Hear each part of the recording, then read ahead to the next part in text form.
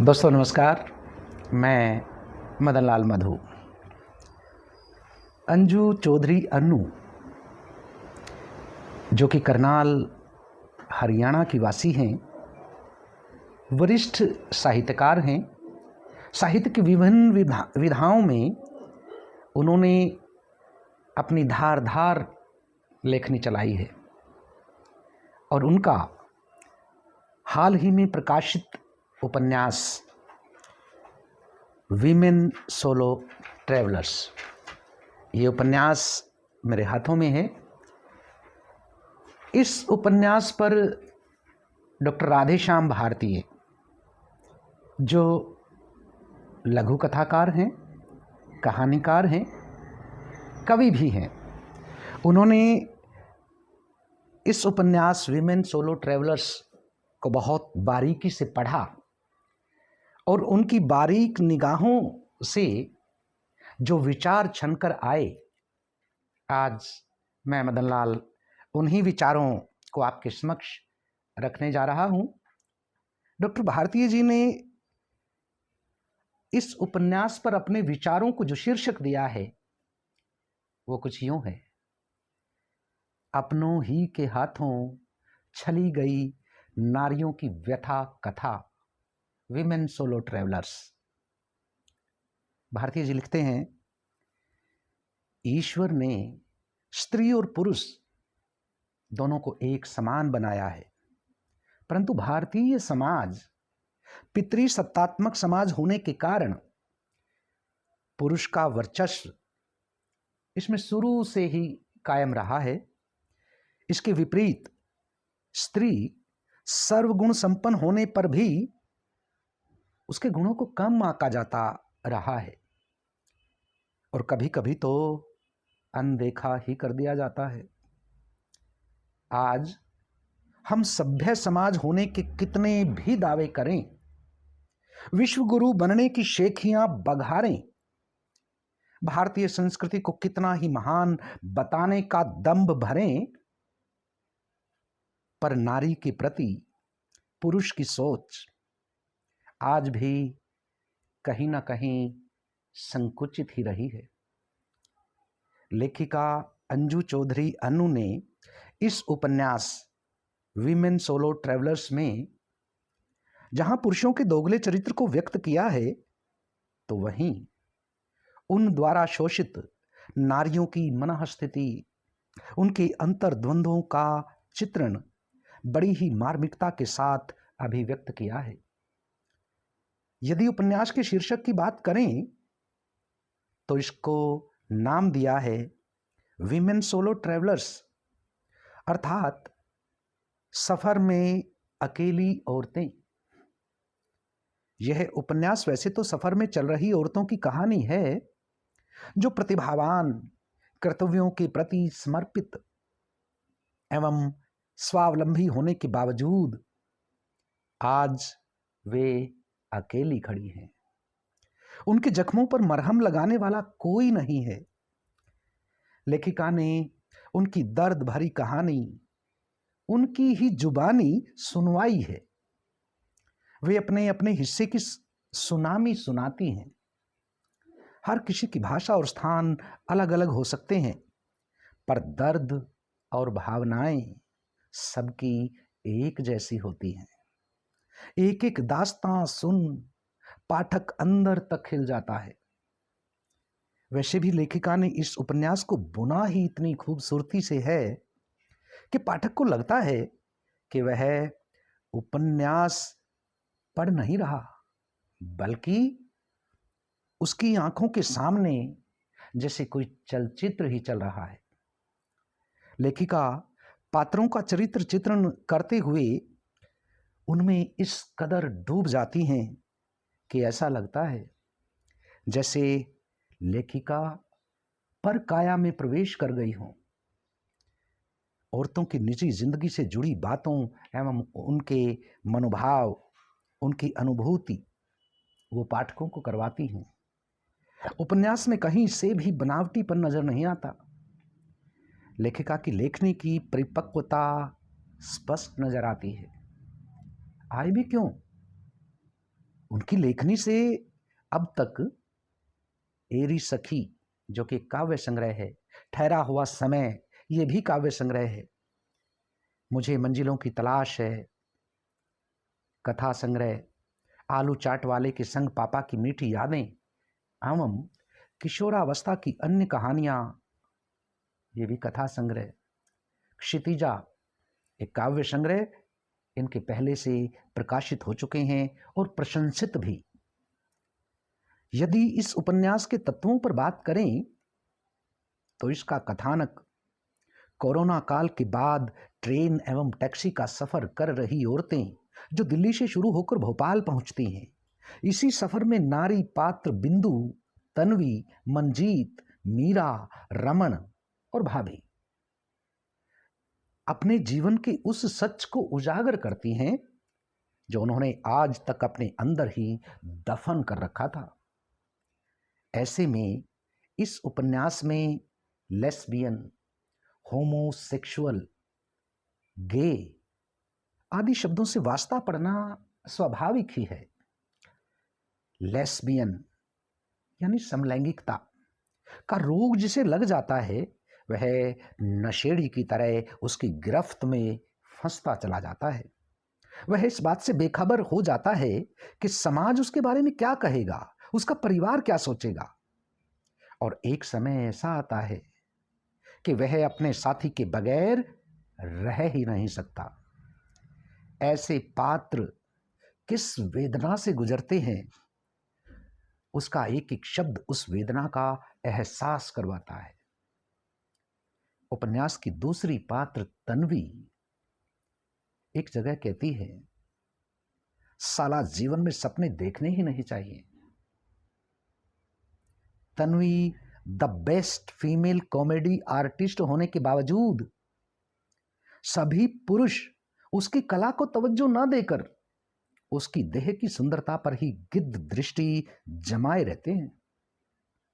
एक संवाद देखिए, भारतीय समाज में जिस औरत के माथे पर लाल बिंदी और गले में मंगलसूत्र ना हो तो उसे अभागी या बदचलन ही समझा जाता है।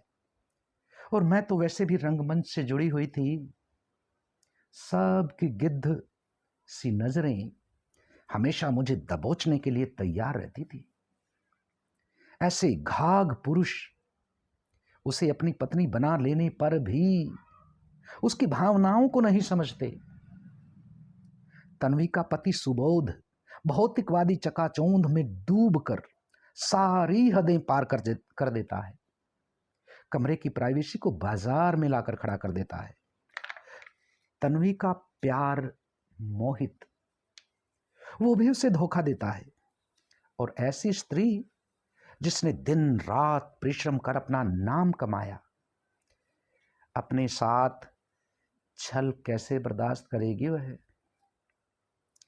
उपन्यास पढ़ते समय पाठक आश्चर्यचकित हो सकते हैं, यदि किसी स्त्री का पति गे के वशीभूत होकर पर पुरुष के साथ ही शारीरिक सुख ढूंढने लगे तो उस स्त्री की स्थिति क्या होगी। ऐसे में वह किधर जाए। एक और यक्ष प्रश्न जो पाठकों की चेतना पर दस्तक देता है कि संस्कारों में पत्नी स्त्री किसी ऐसे पुरुष के साथ ब्याह दी जाए कि जो उसके शरीर की इच्छा भी पूरी न कर सके और ऊपर से परिवार को वंश भी चलाना हो। ऐसे में परिवार सोच समझकर उसे ऐसी राह पर ले आता है जहां उसके गैर पुरुष से संबंध जुड़वा देते हैं। यहां एक संवाद पाठकों का ध्यान अपनी ओर खींचता है। पेट की भूख की तरह एक भूख और होती है जिसे प्यार और शरीर की भूख कहते हैं। इस नाजायज संबंध से उसकी शारीरिक भूख बढ़ती चली जाती है और फिर से भटकाव की स्थिति आ खड़ी होती है। ऐसे में उस पुरुष का क्या करें जो शारीरिक रूप से कमजोर होते हुए भी अपनी स्थिति अपने परिवार के सामने प्रकट नहीं करता है और विवाह करने से मना नहीं करता। उन्हें प्रेम की गरिमा का पता ही नहीं। लेखिका ने प्रेम के बारे में बहुत सुंदर लिखा है। जबकि प्रेम सरल है, प्रेम पवित्र है, प्रेम रूहानी एहसास है जिसे आप मानसिक स्तर पर महसूस करते हैं। उपन्यास में एक बात खुलकर आई कि आजकल लड़कियों को भी जिस्म बेचने में मजा आने लगा है। इसमें वक्त कम और पैसा बहुत मिलता है, जिससे उन्हें अपने मन में अनचाही इच्छाओं को पूरा करने की आजादी मिल जाती है। इजी मनी, यह हमारे ही समाज का कड़वा सच है। इस उपन्यास में एक पात्र रमन, जो किन्नर के रूप में सामने आता है, जो समाज अपनी संकीर्ण सोच से उसे हाशिए पर खड़ा रखना चाहता है, वहीं दुख से घिरी नारी पात्र को जहां मान सम्मान तो देता ही है, आश्रय देता है और उसे एहसास करवाता है कि तुम अकेली नहीं हो, मैं तुम्हारे साथ हूं। यह अपने आप में एक विलक्षण बात है। इस उपन्यास में जो स्त्री अकेलेपन का दर्द भोगती है और उसी दर्द की अनुभूति करवाने का प्रयास इस उपन्यास में लेखिका का रहा है। वह एक जगह लिखती हैं, अकेलापन एक ऐसा शब्द है जिसके अनेक अर्थ निकाले जाते हैं और यही शब्द कभी तलवार से भी ज्यादा धारदार हो जाता है, जो जीवन की हर खुशी, मन और उम्मीद को टुकड़े टुकड़े करके काट कर रख देता है।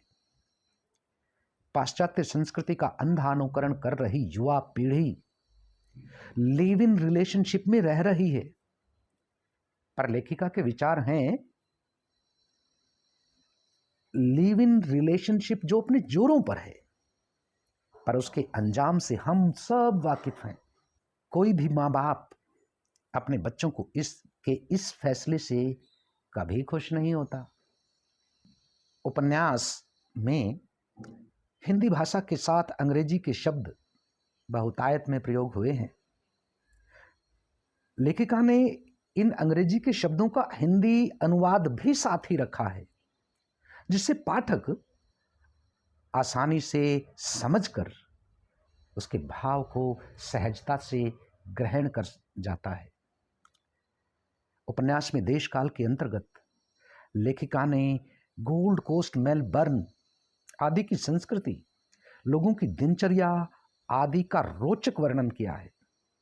मेलबर्न एक जीवंत शहर की संज्ञा इसे दी गई है।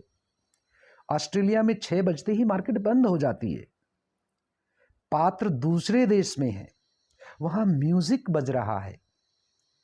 म्यूजिक समझ न आने पर भी वे थिरकने लगती है, यानी कि संगीत की धुन आज भी देश की सीमाओं से परे है।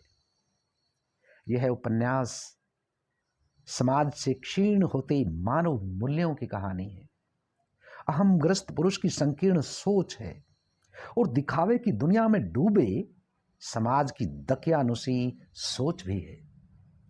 लेखिका इस उपन्यास के माध्यम से संदेश देना चाहती है कि स्त्री और पुरुष एक ही रथ के 2 पहिए हैं। यदि हम किसी एक को छल से कमजोर करते हैं तो ऐसे में मंजिल मिलना तो दूर, सुख का एक कतरा भी उसे नहीं मिलेगा, बल्कि बाद में पछताने के सिवाय कुछ हाथ ना लगेगा। उपन्यास में संप्रेषणीयता का गुण विद्यमान है। लेखिका अंजू चौधरी अन्नू को हार्दिक बधाई और ढेर सारी शुभकामनाएं। शुक्रिया।